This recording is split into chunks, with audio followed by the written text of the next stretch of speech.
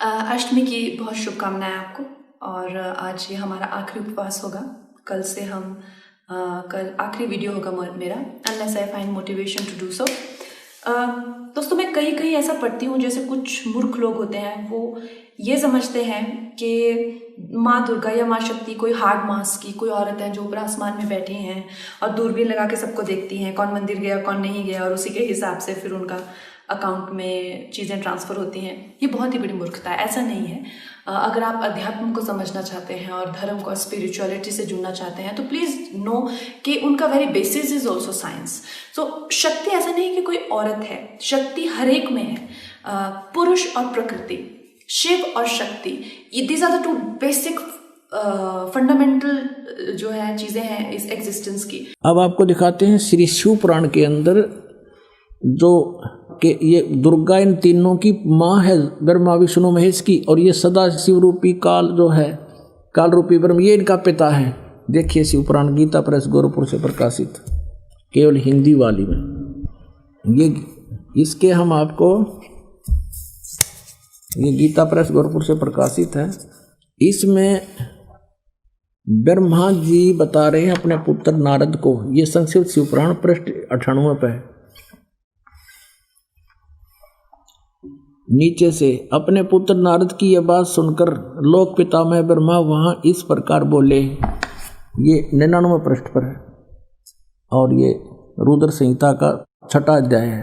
ब्रह्मा जी ने कहा, ब्रह्मन देव शिरोमणे, तुम सदा समस्त जगत के उपकार में लगे रहते हो, तुमने लोगों के हित की कामना से बहुत उत्तम बात पूछी। ये सब बताते हुए कि सृष्टि की रचना किसने की, यहाँ आ जाते हैं। जिस परब्रह्म के विषय में ज्ञान और अज्ञान से पूर्ण उक्तियों द्वारा इस प्रकार विकल्प किए जाते हैं, उसने कुछ काल के बाद, कुछ समय के बाद द्वितीय की इच्छा प्रकट की। उसके भीतर एक से अनेक होने के संकल्प उदित हुए।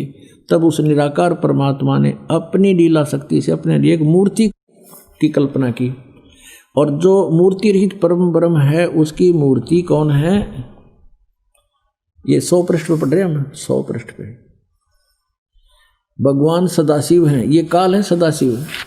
अर्वाचीन और प्राचीन विद्वान उन्हीं को ईश्वर कहते हैं। उस समय एकाएकी रहकर सब इच्छा अनुसार विहार करने वाले उन सदाशिव ने अपने विग्रह से, अपने शरीर से स्वयं ही एक स्वरूप भूता शक्ति की सृष्टि की, जो उनके अपने श्रीअंग से कभी अलग होने वाली नहीं थी। उस पराशक्ति को प्रधान प्रकृति भी कहते हैं। उस दुर्गा को गुणवती माया बुद्धि तत्व की जननी और विकार रहित बताया गया है।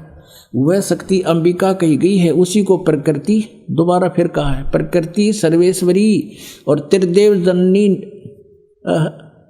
नित्या और मूल कारण भी कहते हैं।